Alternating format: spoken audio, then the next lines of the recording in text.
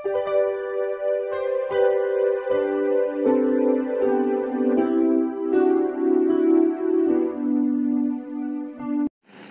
Students, প্রথমেই UK educational টিপসের পক্ষ থেকে তোমাদের সকলকে স্বাগত জানাই। কল্যাণী ইউনিভার্সিটির ফার্স্ট সেমিস্টারের রাষ্ট্রবিজ্ঞান মেজর স্টুডেন্টসদের জন্য আন্ডারস্ট্যান্ডিং পলিটিক্যাল থিওরি কনসেপ্ট থেকে বেশ কয়েকটি ভেরি ইম্পর্টেন্ট কোশ্চেন অ্যান্সার আজকের ভিডিওতে আলোচনা করা হয়েছে। সুতরাং স্টুডেন্টস, এই প্রশ্নোত্তরগুলি তোমরা গুরুত্ব সহকারে দেখো, এগুলি তোমাদের সেমিস্টার পরীক্ষায় বিশেষভাবে হেল্প করবে। 1 নম্বর প্রশ্ন হচ্ছে, জাতি কাকে বলে? জাতীয় জনসমাজের মধ্যে যখন রাজনৈতিক চেতনার গভীরতা পরিলক্ষিত হয় তখন সেই জাতীয় জনসমাজকে জাতি বলা হয়। ব্রাইসের মতে রাজনৈতিকভাবে সংগঠিত, বহিঃশাসন থেকে মুক্ত অথবা মুক্তিকামী একটি নির্দিষ্ট জনসমাজকে জাতি বলা হয়। নেক্সট, জাতি ও রাষ্ট্রের মধ্যে দুটি পার্থক্য উল্লেখ করো। এটা জাতীয় হবে না, জাতি ও রাষ্ট্রের মধ্যে দুটি পার্থক্য উল্লেখ করো। এখানে আমরা দেখি, রাষ্ট্র হলো একটি আইনি সংস্থা যা রাজনৈতিক দিক থেকে সংহত, কিন্তু জাতি তা নয়। 2 হচ্ছে, রাষ্ট্রের সার্বভৌম ক্ষমতা আছে কিন্তু জাতির এমন কোনো ক্ষমতা নেই। নেক্সট, সার্বভৌমত্ব বলতে কি বোঝায় বা সার্বভৌমিকতা বলতে কি বোঝায়? রাষ্ট্রের সর্বোচ্চ ক্ষমতাকে সার্বভৌমত্ব বলে। রাষ্ট্রবিজ্ঞানী বোদার মতে সার্বভৌমত্বের অর্থ নাগরিক বা প্রজাদের উপর প্রযোজ্য চূড়ান্ত ক্ষমতা, যা আইনের দ্বারা সীমাবদ্ধ নয়। নেক্সট, সার্বভৌমিকতার বৈশিষ্ট্যগুলি কী কী? সার্বভৌমিকতার মূল বৈশিষ্ট্য হল রাষ্ট্রের চরম ক্ষমতা। 2, সার্বভৌম ক্ষমতা সর্বব্যাপী। সার্বভৌমত্ব চিরন্তন। সার্বভৌমত্ব অবিভাজ্য এবং সার্বভৌমিকতা অহস্তান্তরযোগ্য। নেক্সট, একত্ববাদী তত্ত্বের কয়েকজন প্রবক্তার নাম লেখো। সার্বভৌমিকতা সম্পর্কিত একত্ববাদী তত্ত্বের মুখ্য প্রবক্তারা হলেন Bodin, Thomas Hobbes, Jeremy Bentham, John Austin প্রমুখ। নেক্সট, সার্বভৌমিকতার একত্ববাদী তত্ত্বের অর্থাৎ অস্টিন তত্ত্বের দুটি মূলনীতি বা বৈশিষ্ট্য লেখো। একত্ববাদী তত্ত্বের মূলনীতি হলো, 1 হচ্ছে রাষ্ট্রের ক্ষমতা অবাধ, অসীম ও চূড়ান্ত এবং রাষ্ট্রের আদেশী আইন, সবাই এই আইনের অধীন। নেক্সট, বহুত্ববাদের মুখ্য প্রবক্তা কারা? সার্বভৌমিকতা সম্পর্কিত বহুত্ববাদের প্রধান প্রবক্তারা হলেন ল্যাস্কি, বার্কার, ম্যাকাইভার, কোল প্রমুখ বিশিষ্ট তাত্ত্বিকবৃন্দ। নেক্সট, একত্ববাদের সঙ্গে বহুত্ববাদের পার্থক্য কী? প্রথম হচ্ছে, একত্ববাদী বলে রাষ্ট্রের হাতে সব ক্ষমতা থাকবে, রাষ্ট্র চরম সীমাহীন ক্ষমতার অধিকারী। আর বহুত্ববাদীদের মতে এই ক্ষমতা সীমাহীন নয়। 2 নম্বর হচ্ছে, একত্ববাদীদের মতে রাষ্ট্রের স্থান আইনের ঊর্ধ্বে, আর বহুত্ববাদীদের মতে রাষ্ট্রের উপরে আইনের অবস্থান। নেক্সট, সার্বভৌমত্বের বিভিন্ন রূপগুলি কী কী?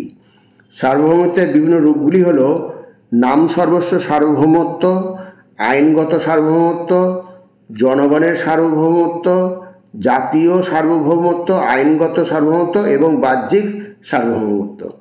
প্রত্যেকটা প্রশ্নই ভালো করে তোমরা দেখে নেবে। আইনের সংজ্ঞা দাও।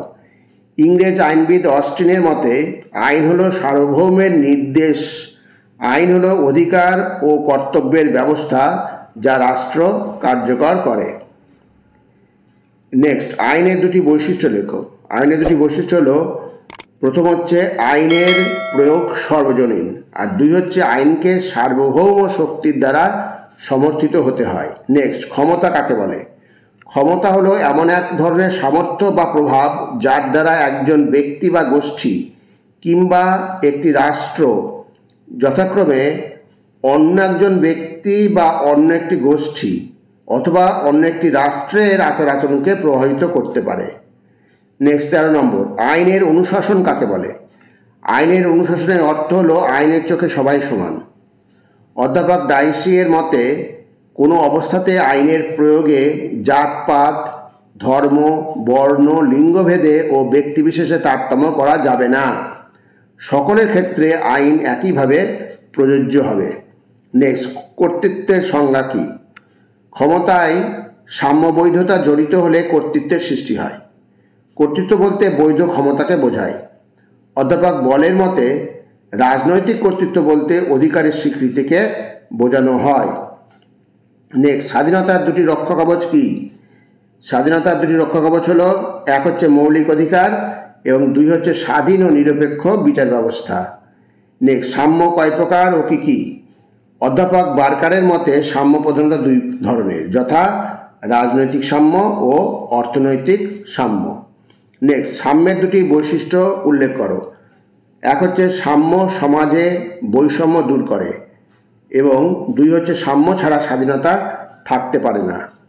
পরবর্তী প্রশ্ন, স্বাধীনতার দুটি বৈশিষ্ট্য লেখো। স্বাধীনতা হলো ব্যক্তির ব্যক্তিত্ব বিকাশের জন্য সুযোগ সুবিধার পরিবেশ, আর দুই হচ্ছে স্বাধীনতা ব্যক্তির আশা আকাঙ্ক্ষার পরিতৃপ্তি ঘটায়। নেক্সট, ন্যায়ের বিভিন্ন রূপ কী? ন্যায়ের বিভিন্ন রূপ হলো সামাজিক ন্যায়, অর্থনৈতিক ন্যায়, রাজনৈতিক ন্যায় এবং আইনগত ন্যায়। নেক্সট, অর্থনৈতিক সাম্য কাকে বলে? ধনবন্টনের ক্ষেত্রে সমান সুযোগ সুবিধাকে অর্থনৈতিক সাম্য বলে। এই সাম্যের ফলে বিশেষ সুযোগ সুবিধাভোগী শ্রেণী বিলুপ্ত হয়। মার্ক্সীয় ভাষায় সমান কাজের জন্য সমান মজুরি অর্থনৈতিক সাম্যের মূল কথা। নেক্সট, অধিকারের সংজ্ঞা দাও।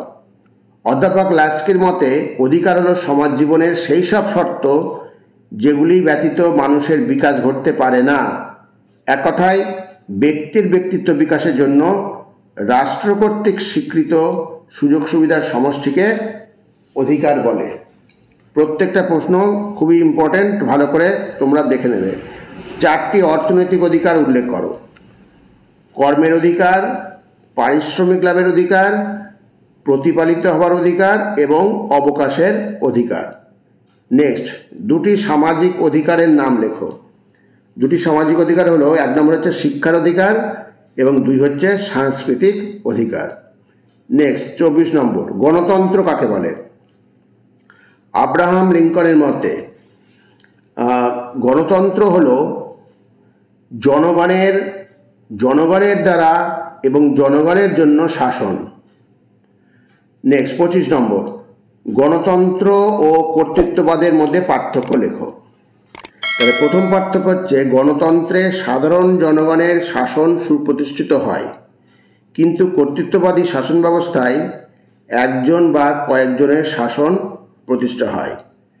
আর 2 নম্বর পার্থক্য হচ্ছে গণতন্ত্রে বাক ও মতামত প্রকাশের অধিকার আছে, কিন্তু কর্তৃত্ববাদে একে উপেক্ষা করা হয়। নেক্সট, 26 নম্বর, কর্তৃত্ববাদী শাসন ব্যবস্থা কি?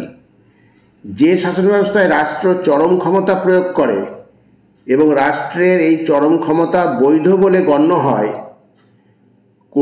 কর্তৃত্ববাদী শাসন ব্যবস্থায় শাসক বা গোষ্ঠী নিজেরা নিজেদের রাষ্ট্র হিসাবে প্রতিপন্ন করে। প্রত্যেকটা প্রশ্ন ভেরি ভেরি ইম্পর্টেন্ট প্রশ্ন। আর প্লেলিস্টে আরও কতগুলো প্রশ্নোত্তর তোমাদের দেওয়া আছে, সেই ভিডিওগুলো তোমরা অতি অবশ্যই দেখে নিও। কর্তৃত্ববাদের দুটি বৈশিষ্ট্য লেখো। তাহলে আমরা দেখি, এটাই তোমাদের শেষ প্রশ্ন। এক হচ্ছে, এই শাসন ব্যবস্থায় শাসকের প্রতি নিঃশর্ত সমর্থন ও আনুগত্যের প্রতি জোর দেওয়া হয়। তাহলে প্রথম কর্তৃত্ববাদের প্রথম বৈশিষ্ট্য হচ্ছে এই শাসন ব্যবস্থায় শাসকের প্রতি নিঃশর্ত সমর্থন ও আনুগত্যের প্রতি জোর দেওয়া হয়। আর 2 নম্বর হচ্ছে গণমাধ্যমগুলি সরকারের নিয়ন্ত্রণে থাকে। কর্তৃত্ববাদী ব্যবস্থায় স্বাধীনভাবে জনগণের মতামত প্রকাশের উপর নিয়ন্ত্রণ আরোপ করা হয়। স্টুডেন্ট, যে প্রশ্ন উত্তরগুলো করে দেওয়া হলো প্রত্যেকটা কিন্তু ভেরি ভেরি ইম্পর্টেন্ট প্রশ্ন, সুতরাং এগুলো তোমরা অতি অবশ্যই দেখে নিও। আর স্টুডেন্টস এ প্রসঙ্গে বলি, ভিডিওটা যদি ভালো লাগে অবশ্যই সাবস্ক্রাইব করো, এর সাথে একটা লাইক দিও এবং তোমার ফ্রেন্ডসদের মধ্যে ভিডিওটি শেয়ার করো। তাহলে স্টুডেন্টস আজকে এখানেই শেষ করি। তোমরা সকলে ভালো থেকো, সুস্থ থেকো, সুস্থভাবে পরীক্ষা দিও। Thank you very much.